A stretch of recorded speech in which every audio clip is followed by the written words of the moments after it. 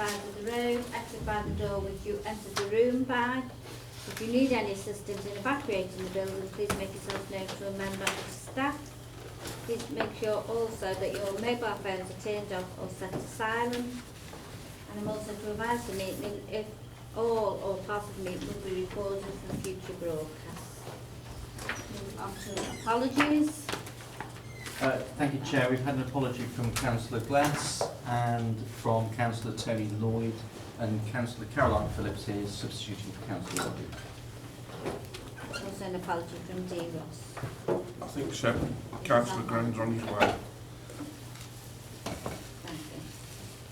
Is there any declarations of interest that is not already stated on the agenda from any member? No? Public consultation will take place after the air quality assessment has been presented by the officer. I believe that's It is, thank you very much. The report that I'm presenting this evening is in two parts. One is relating to the Borough Plan Air Quality Assessment, and the other is relating to the Task and Finish group that's been working on transport-related air quality. Before I start, I'd just like to make a comment about the Borough Plan Air Quality Assessment. It became apparent, in fact, we spotted that there were two typographical errors in the final copy that the consultants had sent to us. So we queried that with them, and they have emailed and confirmed back to us that the typographical errors were their error. And with your permission, Chair, if I could just read out the comment from the consultant who did the report. As I mentioned earlier, the air quality assessment assumed the concentration was 40.4 micrograms per cubic metre at the diffusion tube site NB11 in 2015, as stated in the draft ASR, that's the annual status report. Unfortunately, we did not realise that this had been distance corrected, and the measured concentration at the diffusion tube was actually 43.2 micrograms per cubic metre. If I can just add at this point, we've double checked and they've confirmed that the addition of the ASR 2016 that we sent to them clearly denoted the fact that that measurement was a distance corrected measurement, and somehow at their end it's been transcribed not to be 43.2 but 40.4. There was also a second typographical error in the same table. Just for your reference, it's on page 10 of the Borough Plan Air Quality Assessment, and it's the figure for 2013. The figure for 2013 is shown as 32.1. That actually is incorrect and has been amended. That was, again, their typographical error. The consultant ran their verification model again using the updated 43.2 figure, and based on the concentration as stated as 43.2, this causes the verification factor to change from 1.6615 to 1.6764, resulting in marginally higher concentrations in micrograms per cubic metre at the receptor. These increases in concentrations are so small that the impacts remain unchanged. The conclusions of the assessment, therefore, remain the same. If you would like an updated report with the concentrations updated, please let me know. We have obtained that updated report and it will be placed in the Borough Plan folder and on the website. So just to reiterate, there are two corrections and two amendments, slight amendments into the text, and the consultants, their quality consultants, have confirmed that the typographical errors were theirs. Thank you. So on to the report proper then, if I may. And as usual, when we bring information to do with air quality to this panel, we give a little bit of background. I won't go over that again because we had a recent meeting just a few weeks ago, other than to point out two important criteria. One is relevant exposure. There has to be exposure for a reasonable proportion of the day at locations where members of the public might be might be regularly exposed, e.g. building facades of residential properties, schools, hospitals, libraries, etc. So the first item then, the Borough Plan Submission Draft Air Quality Assessment. As paragraph 5.1 states, the sustainability appraisal reports dealt with air quality under a wider heading of transport impact. It wasn't undertaken at a detailed scientific level, so we needed a more rigorous approach to confirm the conclusion. We therefore contracted air quality consultants to undertake that assessment. They took transport modelling data from Warwickshire County Council, fed it into their air quality modelling system, and produced the air quality assessment report, the link of which is in the report. They predicted concentrations at a number of worst case receptor locations representing existing residential facades, either close to junctions, where traffic may become congested, in street canyons, or where there is a combined effect of several roads. So they were deliberately looking at locations where there could be elevated, or it would be important to look at the level of air pollution. The figures that I've made reference to right at the start were used purely to verify their model. Once they were happy that the model was sound based on the 2015 data, they then ran it and in effect came up with analysis looking at the base year, 2015, and then two scenarios. One, if the borough plan does proceed with all the mitigation, and that's called the borough plan model, or if it didn't proceed, the reference case as it's called. So on page 10 of your report, that's really the meat of their conclusions. Firstly, the particulate matter, PM10 and PM2.5, are all well below the objectives at all receptors, both now and in 2013. In 5.6, it states that for all pollutants, there are much lower concentrations predicted in 2030 than 2015. That's primarily associated with improved engine technology and emission standards. And to take that into account, in the previous paragraph, is just to confirm that they use the very latest DEFRA model toolkit from July 2016. In assessing the significance of those changes to air quality, reference has been made to standards that are given by a couple of air quality organisations, Environmental Protection UK, EP UK, and the Institute of Air Quality Management. And using that methodology, the Borough Plan model predicts negligible increases to nitrogen dioxide throughout Nuneaton and Bedworth when compared to the reference case. The Borough Plan model, that's in a general sense. In the Borough Plan model, specifically, there are two sites that are predicted to have slight adverse increases for annual mean nitrogen dioxide, as opposed to the reference case. These were identified as being at Sutherland Drive and the Bullring, where there were some highways changes that would take the road closer to the residential locations. 5.8 is the key paragraph.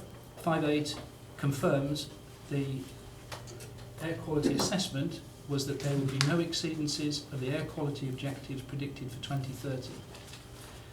With the borough plan, there will be good air quality conditions within Nuneaton and Bedworth, with pollutant concentrations well below the air quality objectives.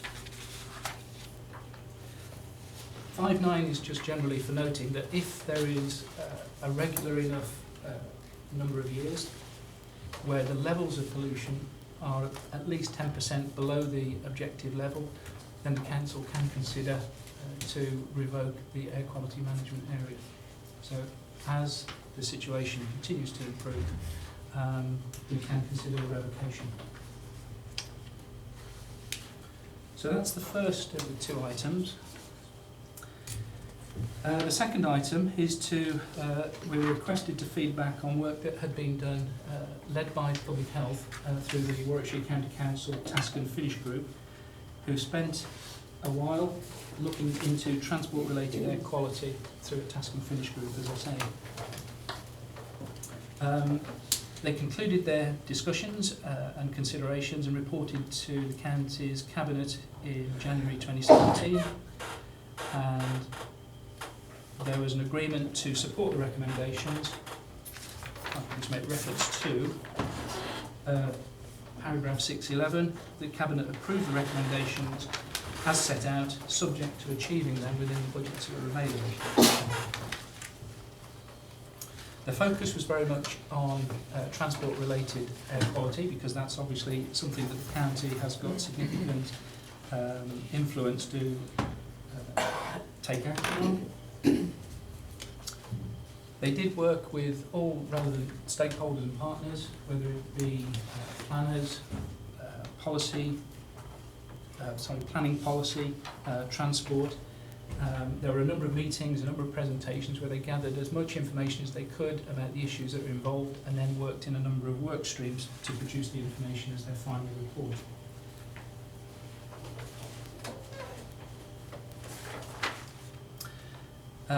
Paragraph 6.7 lists all the 13 recommendations. I don't necessarily propose to go all through those. Some are focused at county level. There are some in there, obviously, that we can take action on and support as a borough council.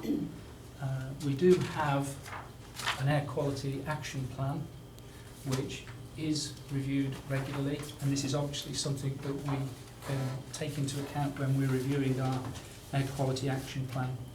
And where we have specific actions that we can either take or we can support, then we will do that. 6.8 refers to a bid that was made to DEFRA for almost £90,000 to undertake some air quality research and promotional work. The details are contained there. It's split up over procuring equipment, a travel plan officer, and an active travel campaign. So we don't know the outcome of that yet. It should be any time now, and obviously as soon as we know, we can take that forward. So that's the report, Chair. Thank you. Move on to public consultation. Mrs. Constable. Thank you. Well, as you're aware, I spoke about this, about the annual report that came just only a few weeks back and things, so you know sort of how I feel about the air quality thing. Prior to that, I had put in a Freedom of Information request for quite a bit of the information about contact between the council and the air quality, the consultants doing the air quality thing. And I find it very, very concerning that this report about the borough plan air quality, says that, oh, it's all going to be absolutely fine.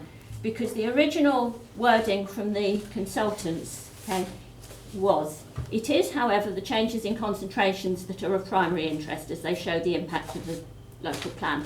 There will be a worsening of concentrations across the borough, particularly at town centre locations, including within the AQMAs in Nuneaton, which are currently exceeding the nitrogen dioxide annual mean air quality objective. And therefore, it just seems absolutely absurd to me that this wording has been changed to, and the actual report then says the borough plan proposals result in negligible changes in concentrations across the borough, because the two things just do not add up.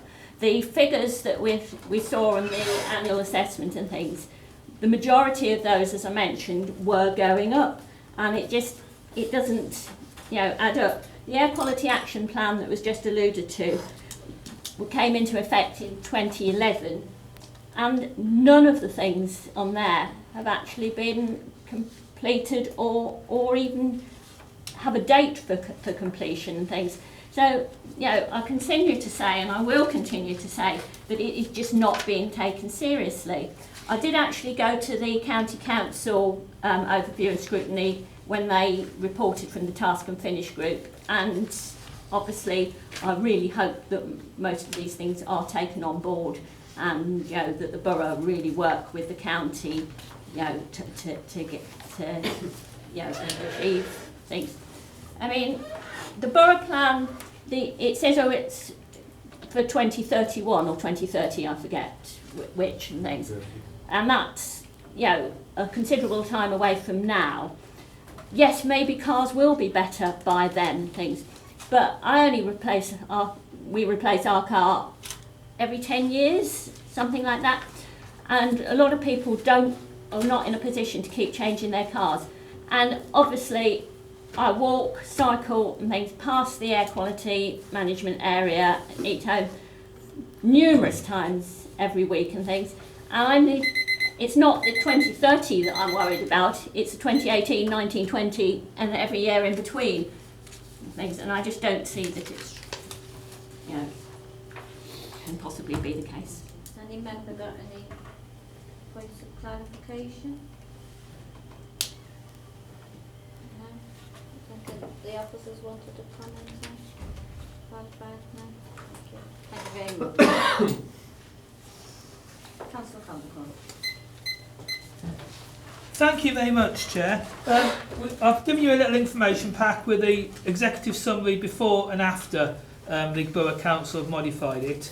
The key thing is I really do understand this data. The two errors that have been picked up and corrected by the consultants were picked up by me. I've been through all the data. I've looked at all the reports about the diffusion tubes. It is absolutely vital we take air quality seriously. And this air quality assessment is for 2030. The air pollution in Wellington, St Nick's, Bayton Road, all the places we've got issues are going to get worse this year, next year, the year after. It will only be in 10 or maybe 15 years' time when these super duper clean electric cars will miraculously reduce the rates of pollution right down. And the lobbyists are now talking about a new Clean Air Act. These limits are from 1995. The air quality limit is 22 years old, so we have to worry. The borough plan itself, as you can see in the document, will seriously increase the amount of air pollution, but because they're taking the trick of taking it forward 15 years, that then scales these reductions back. But to put it in context, a move of 10 micrograms in nitrogen dioxide increases the death rate in an area by 2.5%. So 1,000 people dying a year becomes 1,025 people dying a year for these numbers changing by 10. So a very small change in the concentration of nitrogen dioxide does actually bring some deaths forward, in addition to all the health impacts. There are serious concerns about our monitoring network. We're almost trying not to monitor air pollution. We've just removed the diffusion tube on the roadside. This one we're talking about being where it was 40 or 43. We've taken that one out. So most of our diffusion tubes are now measuring the background level plus some traffic, not actually measuring properly the traffic pollution. And there's a really good graph on page 41 of the document, which I've actually copied for you on the back of your packs. This shows the pollution varying from about 7 up to about 55 at all our diffusion tube stations. And it shows what the consultants modelled. So the consultants modelled 1.6 times less than what and it shows the correction below. And the correction is rubbish, because the top is 55 in our data. The correction, the top is only just about 41. And this correction has masked so much of the pollution. It has brought up the bottom and crunched down the top. And when the Warwick local plan did the same exercise as this, their consultants had a separate correction factor for different parts of Warwick and Leamington. So they actually did it, same consultants but working with a different brief. They actually looked at Warwick and Leamington and said, in this part of Leamington, we will actually work out the local correction factor to get the data as accurate as possible. Any members got any points of clarification? No? Officers? No? Thank you very much. Mr. Foster. Thank you, Chair. The panel will thank you. The panel will have a copy of my question to full council last night on air quality, so I will not repeat the chemical and technical detail I gave then. However, in the recent Toronto, Canada, first major global health review of its kind a few weeks ago, involving 3 million people, Alzheimer's was added to the lung, heart and general cancer issues mentioned, caused by diesel exhaust emissions, not nitrogen dioxide. It's way out of date. They will have heard my comments during the January air quality review. Over the last 2 years, while I have been insisting that the diesel exhaust issue will become a very serious global public health matter, and as a councillor on the NBBC Planning Committee voted against each and every major planning application in St Nicholas and Reddington and other wards where that applied, the NBBC officers, as in the report before, suggest that everything is hunky-dory. It's constantly repeated that no current laws are being broken, which is true, but current legislation is being prepared to attempt to address this issue following the legal action won by Client Earth against the government last November. I've reported that to this panel before. You'll be aware from media coverage that the US, in spite of only 1% of US cars being diesels, with last year's penetration growing, but still being less, it's about 2.7, have already negotiated a compensation buyback scheme running into billions of pounds following the Volkswagen emissions scandal, which is to do with diesel particulates, as they call it. The UK government will need to do the same to remove diesel cars from the UK roads as soon as possible. It will take, as said earlier, decades actually, although it will take a considerable time given the 50% of diesel cars here. The current reports speak only of nitrogen dioxide instead of the new evolving situation, and I would suggest extreme caution where planning for the future is concerned, without proper in-depth studies. I have no time for this crazy report. It's awful. Most of the public believe that the 10-year delay in producing a borough plan will continue, with major housing programmes continuing in areas without the necessary demand being shown or vital infrastructure being in place. Very, very important. The Warwickshire expert in this field, Dr. Nadia Inglis, who couldn't make that task unfinished group, unfortunately, neither could I. I've spoken to her today. She's from the Office of the Public Health Director for Warwickshire. He's completely in agreement with these comments in there. Thank you, Chair. Any member got any points of clarification from the speaker? No? Officers? No? Thank you very much. Moving on to the report. So to members. Any member?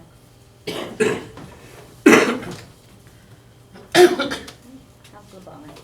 Thank you, Chair. I'm a bit, using one of your phrases, Chair, a bit concerned about this. I'll have to change that. Famous for that. But I'm not a bit concerned, I'm very concerned. I think we've had quite a bit of input there about the differences between the reports. When I was trying to gen up on this earlier, I was weren't sure, should I read this report by the consultants, or should I read this report that's got our name on it?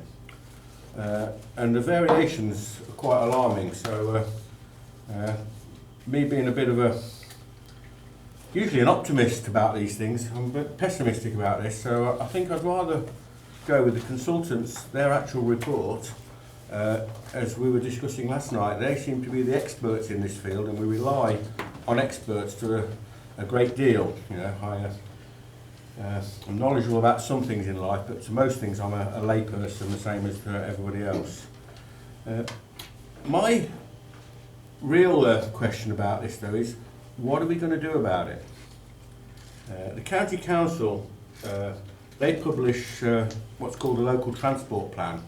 The last one was dated 2011, and it says things like they're going to reconfigure the roads, make them more efficient so there's less congestion, less air pollution. Modes of transport, change those. Alternative modes of transport to private vehicles. This is what the County Council want to do. I'm quite involved with the County Council in the road safety issue, and I'm not sure as they're doing much about this.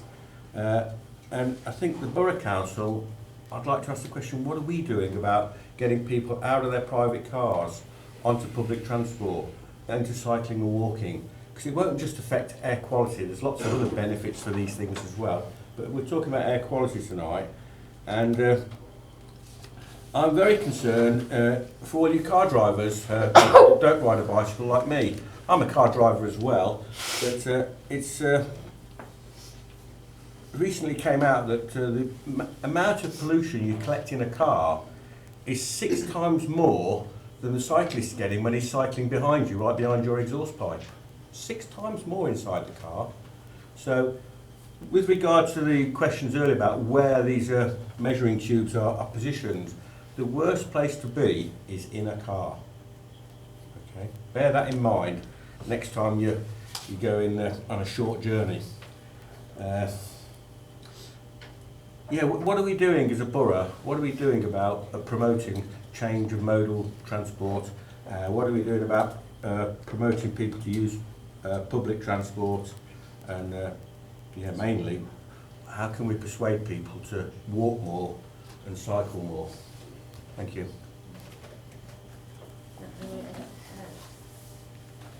I don't know which one is going to come in back. Chair, I'm in somewhat of a difficult position because I think everyone in this room is aware that allegations have been made that officers have doctored figures, and I'm named as one of those officers. There is an internal audit that has been established to investigate those allegations, and therefore it's very difficult for me to comment, and I think it would probably be inappropriate for me to express an opinion as to the accuracy of data and the validity of amendments that were made and so forth. I would, however, like to take this opportunity, if I may, to draw your attention to the last but one paragraph on the front page that Councillor Van Dark has circulated. And rather than read the whole thing, I would invite you to read the first sentence. For all pollutants, there are much lower concentrations in 2030 than in 2015. And then the final half of the last sentence, it is considered that considerable reductions in concentrations will occur by 2030. Now, in plain English, that says it's going to get better. The next paragraph, which is the one that Councillor Van Dark has focused on, in plain English says it's going to get worse.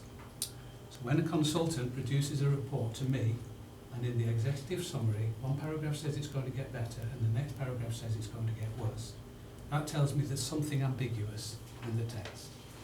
So I have sought to clarify the ambiguity with the consultants, and the final wording of the final report are the consultants' words, not mine or the words of any other officer. And the purpose of that is to resolve that very clear ambiguity. This is a case of you having to read the whole report to get the understanding. You can't rely on either one or both of those paragraphs because they don't give any clarity. You have to read, unfortunately, the whole report.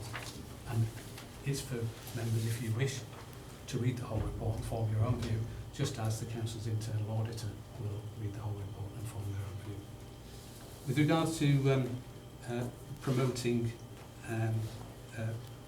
changing mode, the Council has obviously unlimited levers in which to actually change people's day-to-day habits and behaviours.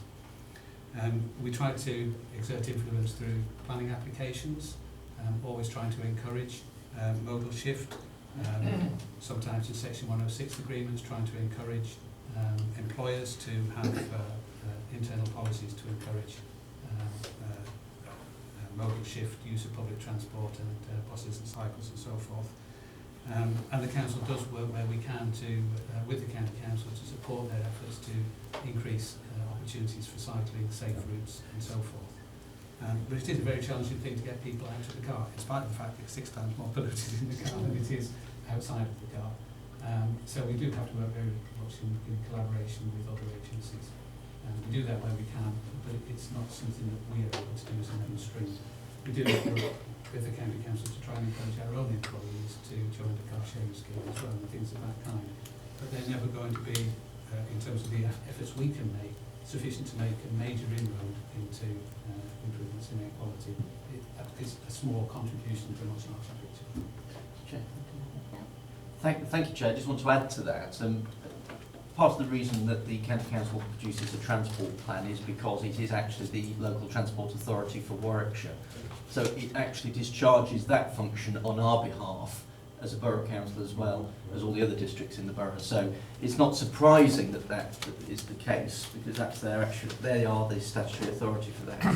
In terms of what we are doing, Chair, and we are trying to persuade the County Council to do more, we are using all our opportunities in terms of our open space to try and forge cycle links between sites so that we can get ultimately a comprehensive cycle network around the borough. But as I'm sure you will appreciate, there are huge gaps where it's down to the Highway Authority to plug those gaps. We are negotiating with them. We are in the process of asking them to do a mapping exercise for us to show those gaps, and we're then looking to put some provisions in place for the County Council to actually start putting the investment in to start plugging those gaps so that there are safe cycle routes across the borough. That's just one example, but of course we are beholden to and reliant upon the County Council to put the funding in. Part of that, I have to say, we are encouraging them to use Section 106 negotiations with developers as an opportunity to extract some cash to facilitate that. We've had limited success because the County Council have as yet no policy to do that, so that we are doing our bit with our policy, but we are asking the County Council to engage. Can I come back on that, please, Chair? Thank you very much for that explanation, which I presume was for the benefit of everybody else, not for me. I'm well aware of what the County Council are doing, because I sit in this building 5-6 times a year, chair of the Cycling Forum, and up till recently, one of the regular attendees there would be representatives of the Borough Council. I think at the council meeting previous to the last night's, it might have been 2, you or Mr Franks declared that you would support the Cycling Forum. It's the Cycling Forum that decides where the cycle routes are going to go, in conjunction with the County Council and the cycling charity Sustrans and British Waterways and all sorts of people, including the Borough Council. The last 2 meetings of the Cycling Forum, there's not been any representative from the Borough Council. You know, following the declaration at a council meeting that we would still be supported, even though our administrative support had been removed by the Borough Council. I think we should give a little bit more emphasis to this modal change by supporting. I'm not sure about the walking side of things, I'm not sure about the public transport side of things, but the cycling thing, I'm very sure about. You know, I put myself as not necessarily formally qualified, but quite an expert on the subject, and I would like a bit more help from this Borough Council, please. Can I come back on that, Chair? Because I think This is outside of this meeting, I hasten to say. If they haven't, no, I'm saying if they haven't turned up, that you need to take it up, obviously. Yeah. Well, I was going to do that anyway.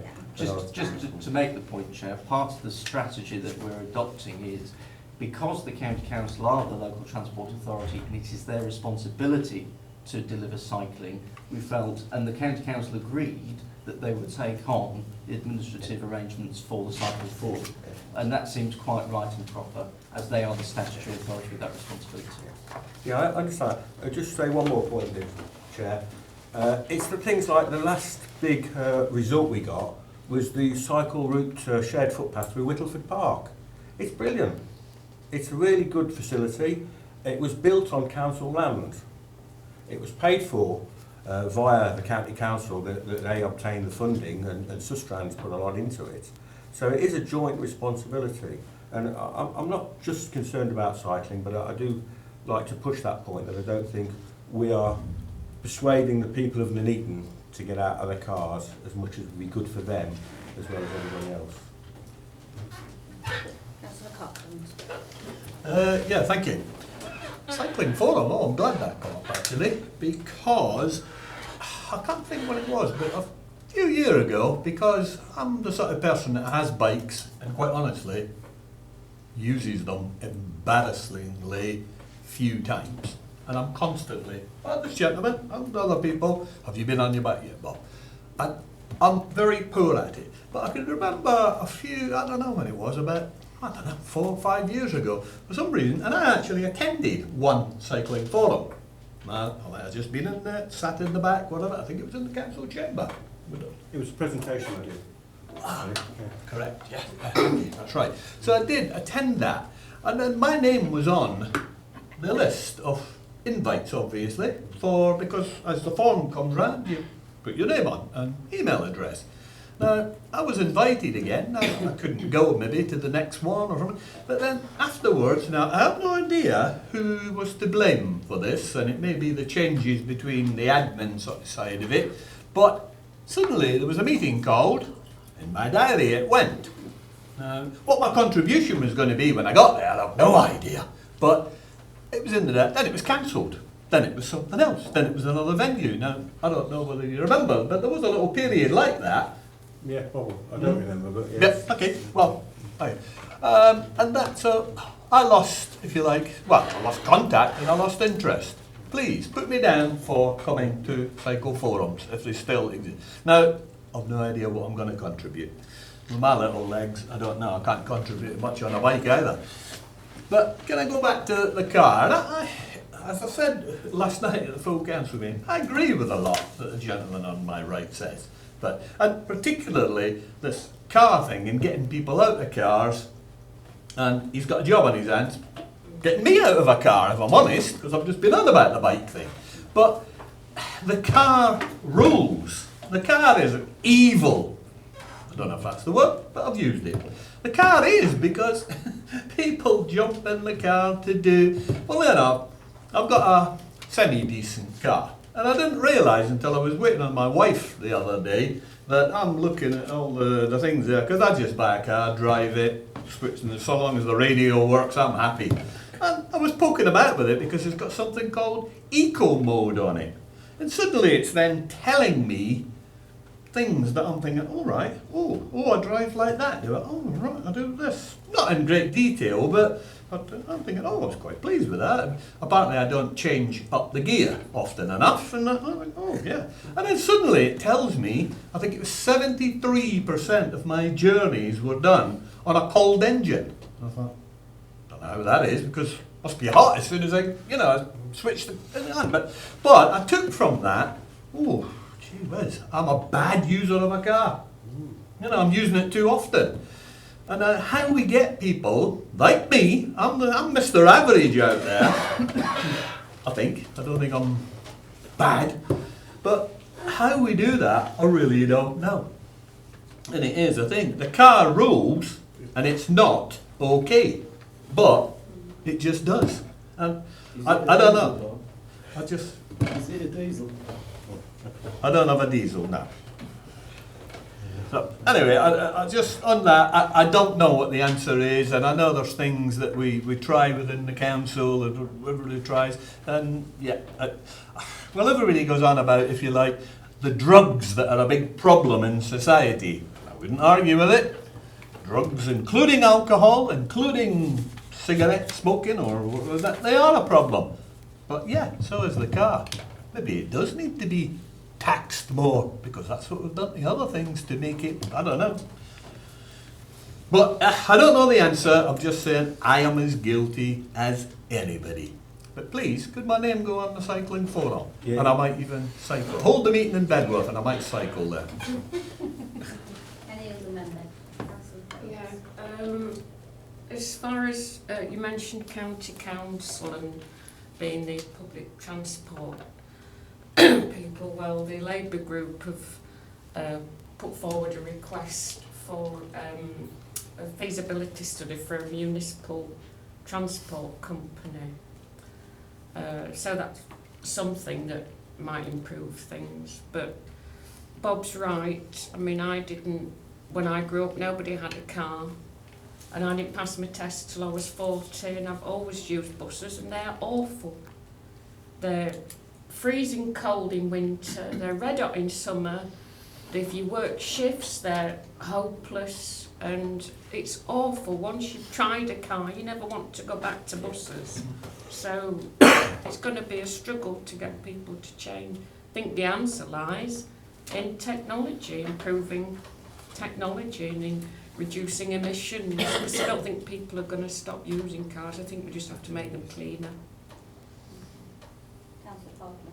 Just come back, it's just about using buses. I don't use buses much. I've got my bus pass now, had it for a few years, but I still don't use it. But actually, interestingly enough, just a little anecdote, if you like, somehow I was invited to a little forum by West Midlands National Express through in Birmingham. They actually paid me £50 to go there and give my views in a little group for 3 hours and gave me 50 quid. I come out of there, you know what, I've just realised I put like 50 quid in wherever to fill my car up. So, I don't know, I'm just telling you. But I did give my view, and fair enough, the bus company, just one being National Express, were actually asking the people that were there to think outside the box, give us ideas that can make the bus attractive rather than the car. And hopefully there was some massive ideas coming forward that, well, we'll see. Any other member? Steve? If I could make a couple of sort of technical comments in response, if I could. Firstly, to confirm that all of our monitoring sites are carefully chosen. They're subject to regular review. They're where we and our air quality consultants believe there could be either a potential issue, or it's worth keeping your eye on that, or let's just see what's there. And they're regularly reviewed as part of our normal day-to-day review of air quality work.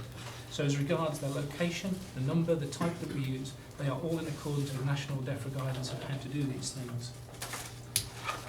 Secondly, the comment about things aren't getting better. The consultants in the annual status report agreed that they were getting better, that the levels had declined since their high levels of 2008-09. I ran a very quick analysis of the results for the years 2008 to 2015 for Air Quality Management Area 1, Air Quality Management Area 2, all the other sites that aren't in an Air Quality Management Area, and an aggregate of all. So there were four charts, all of them showed a downward trend. I'm not saying they're all going down, there may be some ups and downs within there, but the statement that there is a downward trend, in my opinion, is a valid one. A more fundamental question is a perception of hazard and risk, and I come across this in my professional role with health and safety. Just because something is hazardous doesn't necessarily mean that it presents a risk. In order for that risk to be realised, there has to be some exposure. Either if it's a chemical, in this case there has to be some concentration of that chemical, it has to be for a certain amount of time, and exposure in a certain way. And all of those are well documented, and there are control levels. The control levels, in that case, the objective levels, are set by a number of expert groups who feed into a national basis of doing this. The main one is the Committee on the Medical Effects of Air Pollutants. So they take into account all the research, and we try and keep abreast of all the research that is going on, and there is an awful lot. It's an extremely complex science. We do the best to hang in there. We attend local, regional and national meetings to try and keep as close to the action as we can. And COMIA will establish, if there is a case for making changes to the objective levels, they will make that case, and we will obviously support that case. In a general sense, we are always in favour of where we can reducing levels of air pollution, that goes without saying. But the legal framework that we have, in this case where we're monitoring exposure and the risk to our residents, is are they at a receptor location? So we make sure that our monitoring is as close to our residents as possible, and it's in full accordance with the DEFRA guidance. Finally, just to demonstrate the attempt, and I think they're relatively successful, they're increasing at collaboration. The Air Quality Alliance that's been set up in the last year or so within Coventry and Warwickshire is multi-agency, it meets regularly. There is a shared resource where we share minutes, documents, ideas, and we take projects forward. And one of the things that came from the DEFRA bid was ideas that had been generated within that Air Quality Alliance group. So I think there's a lot going on. We produce the annual status report and review it regularly, and the action plan is detailed within there. I hope that with the Air Quality Alliance being in place now, we can add even more into our plans and achieve more together. Can I come back on that, please, Chair? Yeah, just reminded me, when you said there's 2 air quality management areas, on page 23 of the consultant's report, it says, I'll quote, "There is also an identified modelled exceedance south of Bedworth, which is not currently a declared AQMA, Air Quality Management Area." I'm guessing, I'm presuming this is Newtown Road. I think it is Southern. It's the junction of Payton Road Oh, with Skull Lane and Coventry Road, where at the moment there are no receptors, not within a close distance to the road. So we've not declared it at the moment. We're aware that the levels are approaching the objective. Okay, so are there plans to provide receptors? Are we going to start measuring it? I don't know if the borough plan is likely to bring more people closer to it, but if there are receptors in the area, then we have to consider an air quality management area. Though we're not in exceedance there at the moment, it's just modelled in that report. The modelling has its... I think maybe need for some clarification. By receptors we mean residents. So there's no dwelling houses there. So obviously we wouldn't bring. It's not a measuring device, so it's not anything like that. And so because there's no with the NO2 long-term average level, the health risk is long-term, and therefore it affects people who are there for a large amount of time per day, i.e. residents. And as there are no residents there, there's nobody exposed to the risk from the long-term exposure. So the fact that it exists there doesn't actually affect anybody's health. So there would not be a declaration. Thanks for that explanation. I've learned a bit more. There's not residents above the shops there.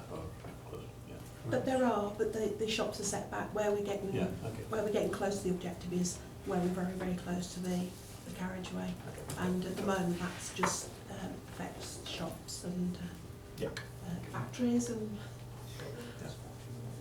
Shop workers, factory workers. doesn't apply, the objective doesn't apply for those particular receptors. It's only where people are houses, nurseries. I think Steve gave a list earlier of where it applies. Yeah. It doesn't apply at places of work. There's no role remember. Just a couple of queries myself. In terms of the bid, have we got any ideas on time? It was due in February, they said, didn't they? But we've not heard anything yet. Maybe when we do that, a yes or no, you can let members know. We think that's in for us then, we're going to get some benefits from the amount of money coming in. And also, do we know whether the task and finish group met up with the bus companies? Met up with the bus companies in the time of the group? I think they interviewed anybody and everybody who had an input or an interest. I'm not sure if they did speak to them. We'll have to find out.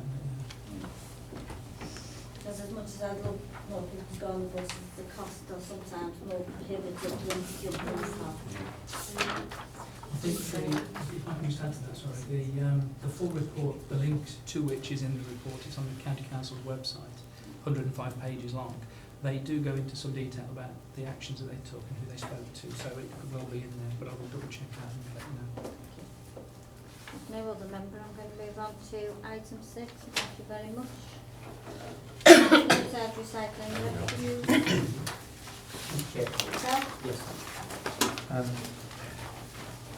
You all know Sue, I thought Sue along, I've always been told I'm supposed to have an admin fund.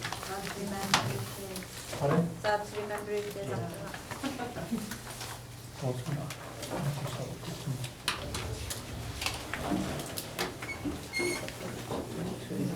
Does it?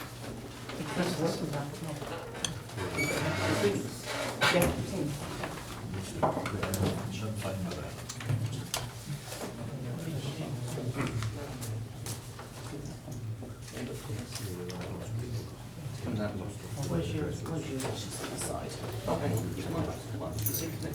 It is.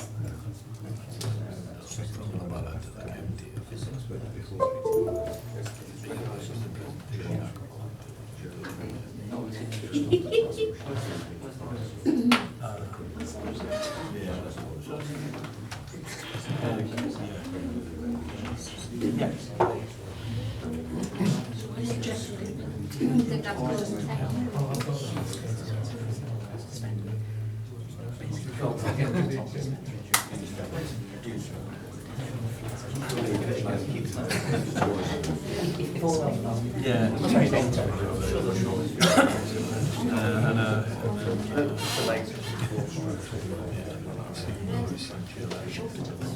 can carry on with the report. I think it's Glenn.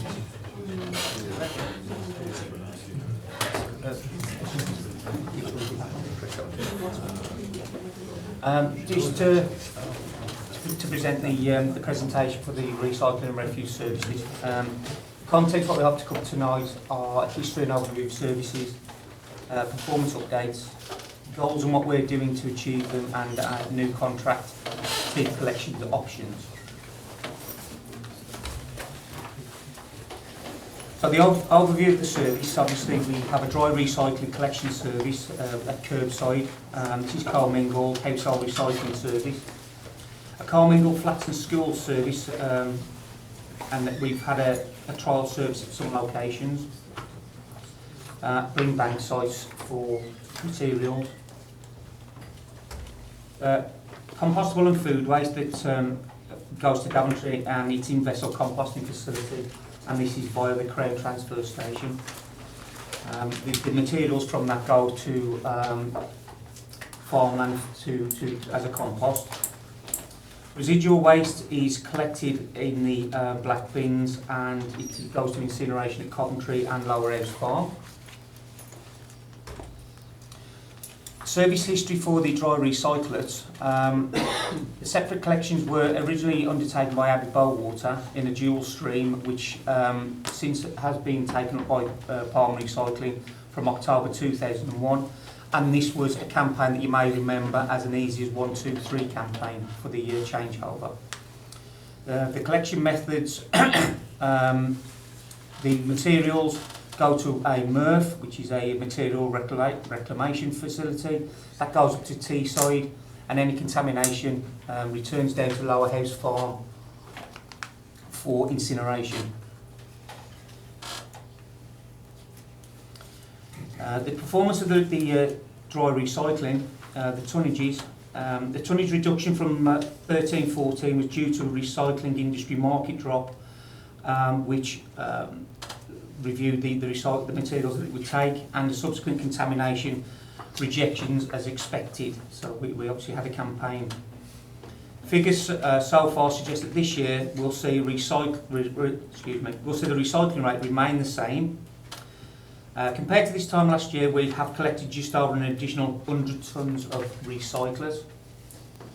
And since the service began 8 years ago, we've collected over 3,000 more tonnes of recycling, which is a 10% rise in overall household waste that's been recycled since its inception.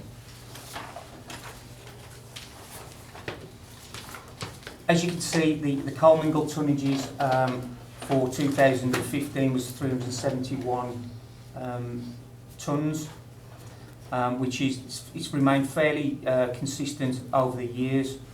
And with the contamination at the MRF facility, again, remains fairly consistent, but there is a slight downward trend towards 2016, and we feel that is obviously due to our campaign to increase the material quality that goes in the bin. The performance of the compostable food and garden waste, there's a steady increase, but has remained between 10,000 and 12,000 tonnes for the past 3 years.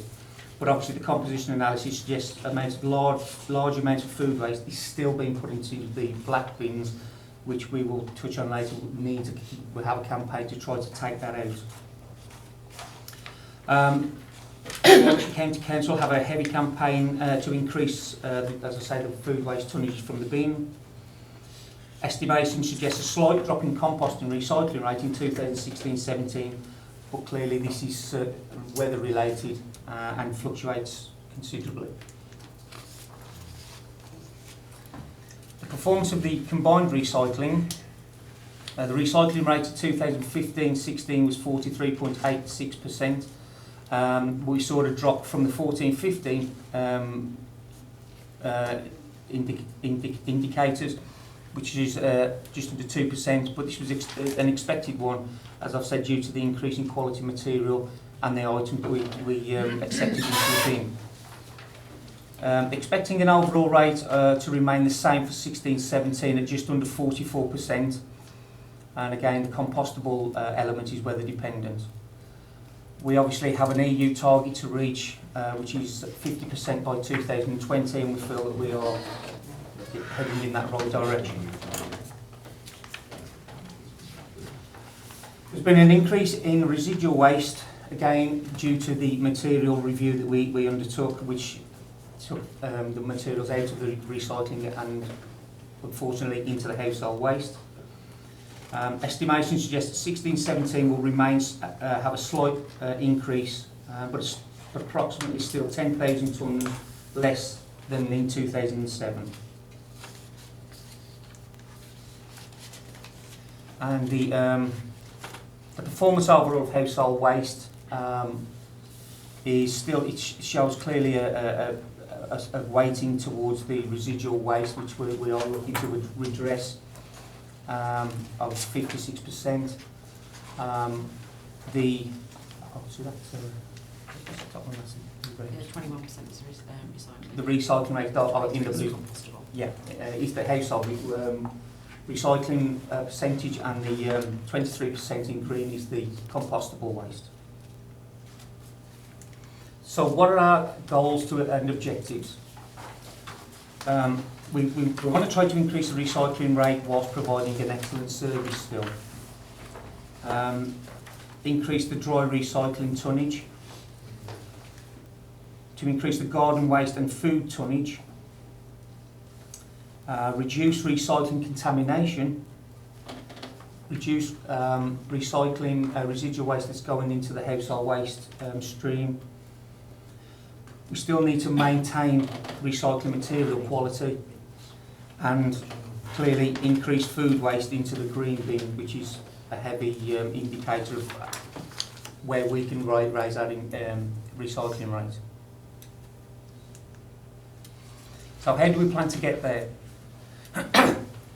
We're looking at increased recycling avenues. Flats recycling is to be included in the 2018 contract negotiations to be rolled out completely. There has been an audit undertaken of that service, and so we're more or less ready to go with the flats inclusion.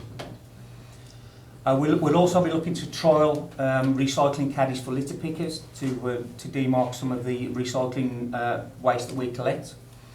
And we will be looking at recycling litter bins in the town centres and where there's a heavy footfall that can have an impact. So to communicate effectively with our residents, with an integrated targeted communications plan for 2017-18. With educational incentive promotions on services combined with contamination campaigns.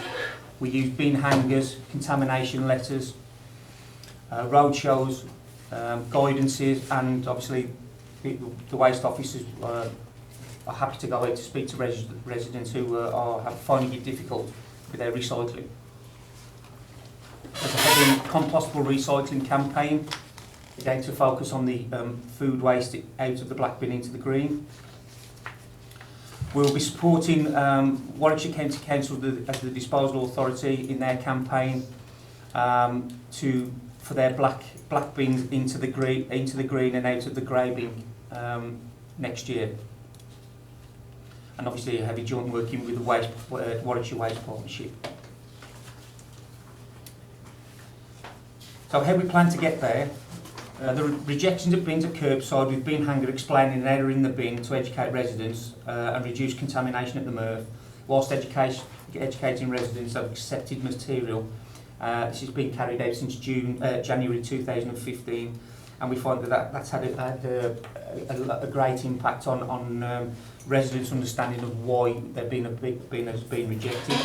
And again, there's a downward trend in the contamination sent for incineration. We did start a contaminated bin traffic light system where residents were sort of notified of when their bin was continually contaminated. We have had to review this slightly because we were finding that some of the information that was getting to the residents may not have been to the right residents, unfortunately, as the only thing we had to go on was the bin that was contaminated. And there were a number of residents who sort of called us up and said, it's not my bin. So we are looking to do that and make it a lot more targeted and effective. So what's next? Next, 2018 contract renewal and TEEP. You may have all heard us talk about TEEP in the past. The service collection contract for the curbside recycling scheme is due to come to an end in October 2018. Ourselves and OSP are currently looking into options for future services and what they may look like. So just to recap the TEEP regulations, this came into effect for businesses and councils from the 1st of January 2015, and this stipulates that materials such as paper, metal, plastic and glass must be collected separately if it's necessary to encourage high quality of the recycling material. Councils may continue to collect the materials in a single co-mingled stream if it's possible to demonstrate that the separate collections are not technically, environmentally or economically practicable. An audit trail to demonstrate that we've looked into options sensibly and thoroughly is a legal requirement.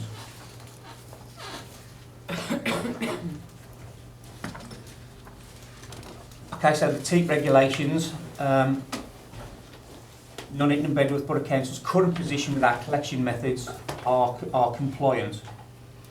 And there's a brief explanation of our collection service and how and why we're compliant. What we found was that a clause or a notification in our report mentioned specifically trade recycling, which at present we're not undertaking on a sort of a sustained basis. We offer a free recycling cardboard collection service, but what we've done is negotiated a Coventry contract where when they're able to, in the first part of this year, they will include all trade recycling options for Nuneaton and Bedworth Borough Council's customers, which would then bring us far more into line with TEEP. So RAP research suggests collection methods has little impact on recycling rate. Demographics is the key indicator. It's proven that more deprived areas generally perform lower. So using this theory, Nuneaton's current recycling rate is higher than that would be expected when correlating deprivation demographics. With recycling rates from other authorities in the West Midlands, so we're achieving a higher than average success rate. Yeah. I'll pass you over to Sue because she's got a far more technical knowledge than I have in the recyclers. Thank you, Ken. So on this part, this is the preferred UK collection consistency option. So Waste Resources Action Programme, RAP, did some research in relation to going out to the external contractors, the industry, and they came up with these options of what would be a preferred method of collection and materials. So the first one is a multi-stream with separate food collection. So the residual weight, a maximum up to 120 litres weekly. And then a minimum of 120 litres collected weekly for plastic, metals and cartons, and a separate collection, glass and card separately, paper separately, and then a food waste separately. And then, so you have all your plastics, metals, cartons, glass, card and paper and food. So that's the one option. The second option is a two-stream, which is what we currently are. So we have residual waste, and then you have your plastics, metals, cartons and glass all in one, and you have your separate paper and card. You also have a food collection, and then this third option was a commingled with a separate food collection. So you've got your residual, your plastic, metals, glass, cartons, paper and card all in one, and your separate food. So we currently are under one of the preferred UK collections at the moment, and RAP has identified that alongside the reprocessors. So we are currently, as well as that. I'm going to go to the next slide. I'm going to do that one. So that's the collection methods. The other options in relation to that are preferred for the reprocessors and the market. So this is not only the processors, but this is the market that's on selling the materials. So the three options were the dual stream, so the commingled on paper and cardboard, which is the current method. Multi-stream, which is commingled plus glass and paper and cardboard separate, or dual stream, commingled and a separate glass collection. So they're sort of the three options that, if we were looked to, that's what the current options could be. The collection method for the dual stream commingled with the paper and cardboard, which is our current method, there are pros and cons to each one. I won't go through all of them, but I'll just give you a sort of an idea, and you've got the presentation. So with the collection method that we've currently got, is lower collection costs, better quality card and paper, which, dependent on the contractor, at the moment, obviously, with Palm, they are a paper mill company. They've got the better quality paper. Consistently with communications, higher tonnage, the multi-stream, and it's within the RAP's preferred options. There are some cons to that. There are higher sorting costs, and lower quality glass, higher rejection rates than multi-stream. We do have complaints, but they're not as much as it could be. We have got another option in relation to the multi-stream commingled, and we had the bin as it is, and then glass and card separate, and paper separate, which seems quite a strange one to then take the cardboard away from the paper, but that's what the industry are saying that they want. You have got pros on that one: lower sorting costs, lower rejection rates because you're also separating another item. You are fully TEEP compliant in that, less contamination. The cons of that, you do have to have additional communications. It's changing the service. There can be confusion with that. The higher collection cost, but lower tonnage collected as well. And again, more cost because of extra containers. Other option is dual stream commingled, exactly the same as we are.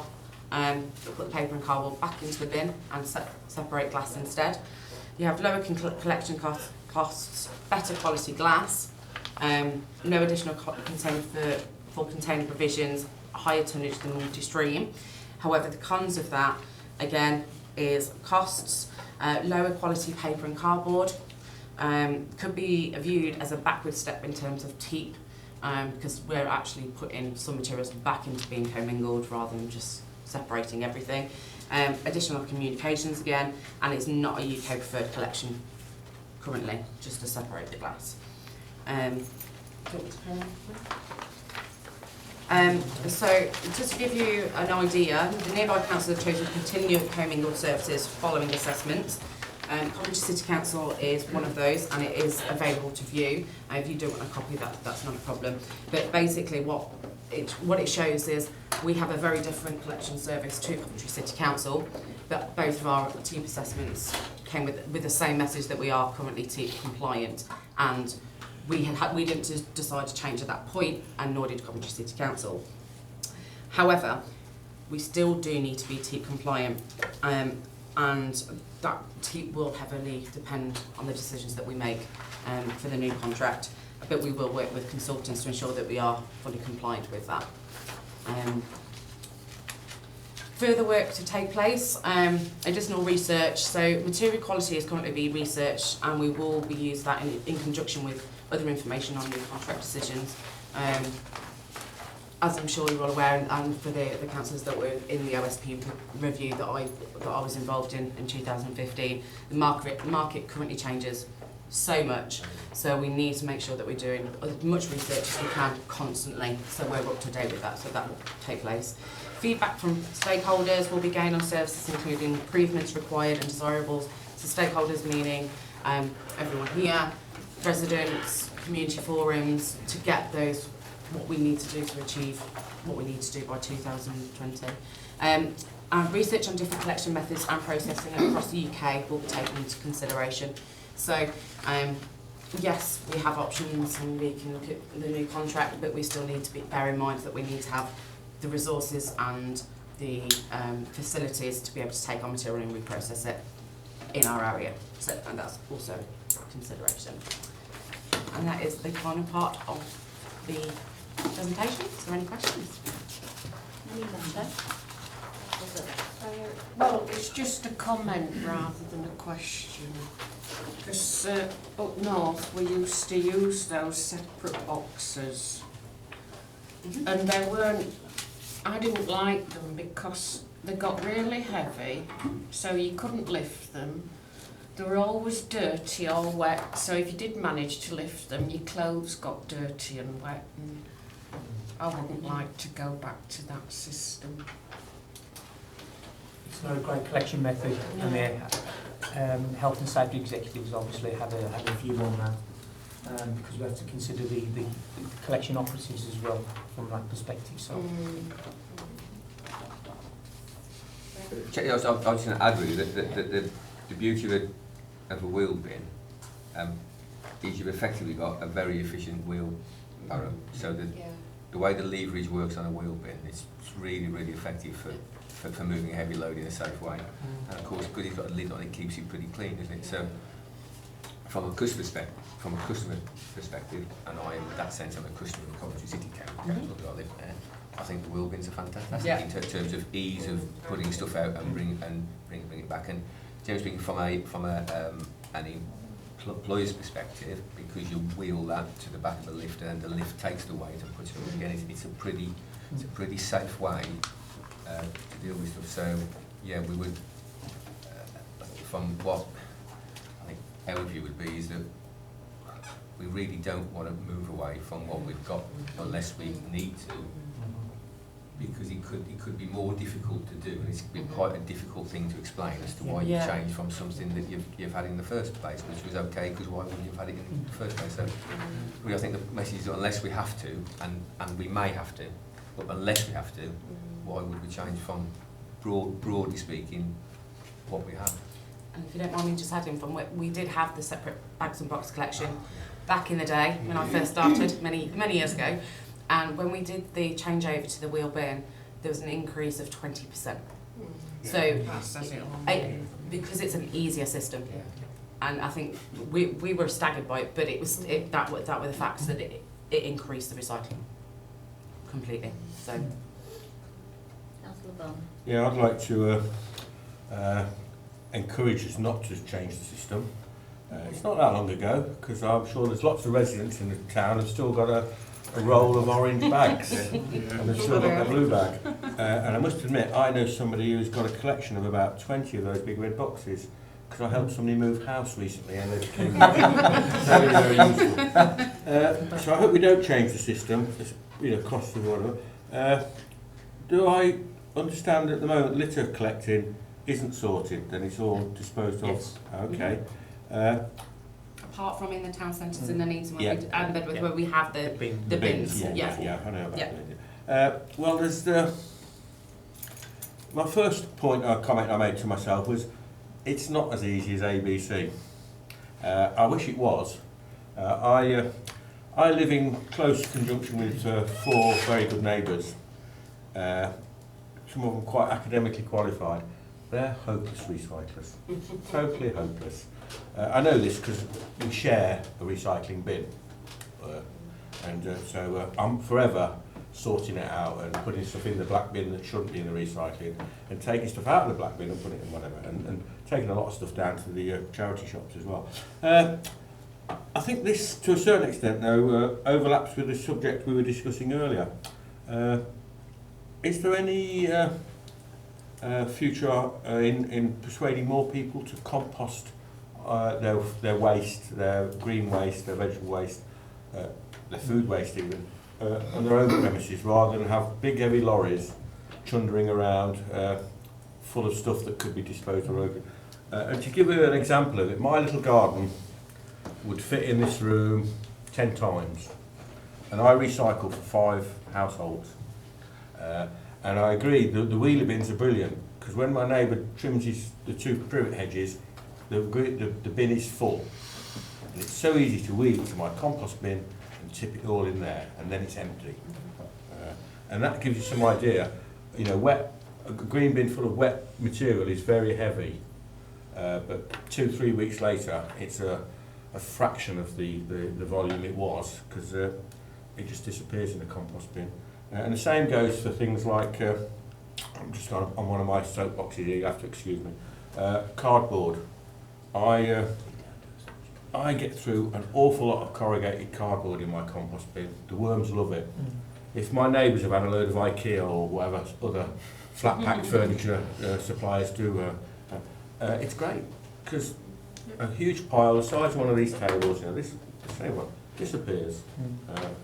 And so I think that's something we should be pushing, to do with air quality as well as composting, because I understand about the more we recycle, the better it is for the community, the better it is for the borough, the better it is for our finances.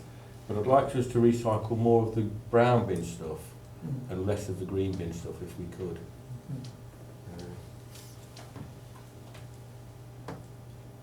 Yeah, thank you.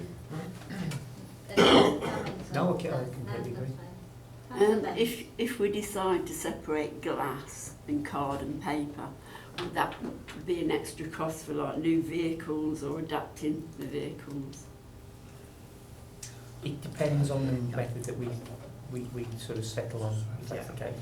It would completely depend on everything that we decide. And I'll be really honest, but I think there's going to be more going into this on another report, but depending on the market at the time, it will completely depend on what's available to us at the time as well. So cost is going to be part of that, but we don't really know until we have that research done. So if the council was forced to do it, then that could be a great cost. The very simplistic answer to your question is yes, because at the moment the recycling vehicles that Palm use are split into two. So the paper and card goes into one separate part of it, and the others just goes into the other one. So if you want to keep things separate, and I'm stating the obviously you need a separate box on your vehicles. You've got to, if you separate them at the curb, you need to keep them separate in the vehicles. So you're then at the point of, do you have 3 separate compartments? Well, I'm not entirely sure I've ever seen a triple that one vehicle with 3. I'm not side loaders, yeah. Side loaders, but then that's tricky to get sense. So you would probably almost certainly have to end up with another set of vehicles of whatever size going around and picking this up. And you would also need at least one more box or receptacle of some sort. So there would be, certainly from the boxes or the receptacles, there's 50-odd thousand of those to buy in the first instance, and then you're almost certainly going to have more vehicles going around. And picking up on Councillor Bonner's point, that's more vehicles driving around. In some ways you want less vehicles driving around. So it is quite interesting from the, and that's where the economic bit from the T comes in, and also ironically the environmental bit as well, because in one sense it's okay to get a sort of a better quality recycle, but if you're chucking out a load more fumes and stuff to get that, then that's sort of you gaining with that hand and losing with that hand. So it is quite good, but the simple answer is yes, we would need to keep it separate throughout the whole process, and that's very almost certainly more for vehicles of some sort. A couple of comments myself in regard to grateful, it's in a nice big writing, steady, easy to read, she says. But when we're looking at the graphs, and because there's various shades of grey, we look at a hatch mark maybe, something for one, because it's the compost and then the dry recycling going into each other, aren't they? Completely agree. Yeah. So yes, we could look at that. That's the same for the bars, isn't it, as well? Yeah. It makes it a bit difficult to read. In terms of the flat recycling, and you said about it coming on stream, obviously we're doing that ourselves at the moment. Yeah, sorry, Is it still in the pilot stage, or we finished that pilot? We currently have the flats on rounds at the moment, so but they are not all flats. So that's what we're saying within this presentation, that trial has been completed, and the flats that are currently getting recycling are going to continue to get recycling collections. In the 2018 contract, we will look to incorporate all flats within the borough. I know that we discussed previously that there are hard to reach areas and modifications would potentially need to be done in certain flat areas, and that will still need to be researched and looked into at that time. So as you full well know, that there is a lot of areas that don't have areas for, and other bins and bin stores may need to be created and things like that. So as part of that will be looked into. So in terms of the flat recycling we're doing so far, what sort of results are we getting in terms of? We do have contamination, not going to lie, and because the good thing about the bins though is that we have the chute options. So we have, so a lot of them have the apertures which they can only fit certain things in. We do have, I think one of the main problems is plastic bags, but that's another reason why we've been doing the trial is because we've been handing out recycling bags, whereas a lot of people were taking them down in plastic bags. So we are still having those issues, but we have been writing to residents, and I know that Katie and Paul Spain have been going out and speaking to residents and things like that. We're never going to get a perfect flat bin because it's a communal bin, but we can definitely improve those, and I think as part of the 2018 contract we'll make improvements to that as well. Okay. And when's the trial starting on the recycling caddies for the litter pickers? As soon as possible. We've Not it- until next financial year, Chair, when we got some more absolutely. budgets. So after April? After Yes. April. This year? Yeah. Any other member? Yeah, I just thought of something I forgot to mention. Are we doing anything as a council to try and reduce the amount of food waste? I understand, yeah, the rubbish that can't be eaten or isn't, you know, it goes in the bin. But again, I got a neighbour who doesn't like feeding the birds, and I do, because there's often, every other day, there's half a loaf of bread in the bin. And I'm a real scavenger. The birds appreciate it, I'm sure. But yeah, and that's just a minor thing, isn't it? A half a loaf of bread. But we as a country, we waste a terrible percentage of the food that we buy. You know, I've heard figures up to 40%. That's correct. And that just, so are we doing anything to try and reduce food waste rather than increase green bin? Yeah, well, we, as we said previously, we have a very good partnership with Warwickshire County Council. Warwickshire County Council work closely with RAP, which is the Waste Resource Action Programme, and they produced a campaign called Love Food, Hate Waste.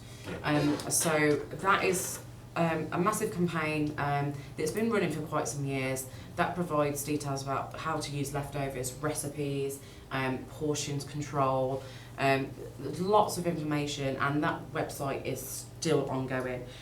We haven't necessarily pushed it for probably about 2 years, I'd say, because we're concentrating on other things like getting the food waste in from the black bin into the green. But we will still be continuing to, with that message that, like, and I completely agree with you, that we do have, as a country, we have lots of leftovers, throwing away out-of-date food, being confused about out-of-date, so the actual dates, display dates and things like that. So there is a lot of education to do, and we can and we will. I couldn't guarantee that it is in the communications for the 2017-18, but we can certainly put that in there. Not a problem.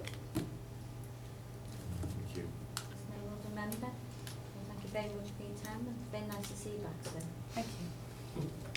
Going on to the work programme, item 7. By yourself, sir. Yes, thank you, Chair. Two things really. The first is on the agenda you'll see that the Playground Strategy Review Working Group requires members. So we'll be asking for volunteers to sit on that working group. And if I can just explain that is, the Playground Strategy Working Group is something that Paul Daly is asking for in order to review the provision of the playground, both where they are and what they are in terms of facilities and utility and play value, etc. So we're looking for that to be reviewed, and so we need members for that. There's also, Chair, you'll note an issue in connection with the borough plan in terms of engaging with and monitoring the consultation processes related to delivery of the borough plan. And I've suggested Ian speak to that to explain what that's about, because I think there was an issue in terms of we're out to consultation on the borough plan now, so what are we asking OSB to do? So I'm just going to ask Ian to speak to that. I'd like to rephrase that a little bit. I'm a little bit vague in my recollection of the conversation, but there was a discussion here about your desire to consider what your role, if any, should be during immediately after the consultation period, and you felt that you would like to have the opportunity to examine that. It's not for me to tell you what you should examine. I think it's for you to decide whether you do want to examine any aspect of the consultation, and let me know what you would like to examine, and then I can advise you whether that's going to be possible and timetables and so forth. And the last thing, Chair, and then I'll hand it back to you, is obviously we have got on the work programme the play pitch strategy for review, but as you know, Cabinet have set up a separate Cabinet working group to look at both the playing pitch and the facilities strategy, both of which actually feed into the borough plan. So we need to come to a view as to what the purpose of that would be, given that the work will be already, will shortly be underway with that group. So I think there's a risk of duplication there, so you may want to consider whether the outputs from the other group come here perhaps, or whether you decide not to proceed with it. And obviously the rest is from Mark. So in March I was asking for members for the working party with the playground strategy. That gives you a couple of weeks to think about it. And then obviously in March we've got the Glendale contract, the performance quarterly reports and the progress on burial space and proposals for new revision. And I'll have a word with the portfolio in held in regard to the play pitch strategy, if members are happy for me to do that. Chair, can any member join the playground strategy, or does it have to be from this? From this panel. It's just that I know a community that desperately need a playground, that's all. So it's from this panel. I'll feed it back to them. So everybody's happy with that work programme going forward. Kelly, can I ask you to send the recording equipment off the move on? We move on to item A, which is the exclusion of the public and the press. Obviously, I will not turn the recording equipment off.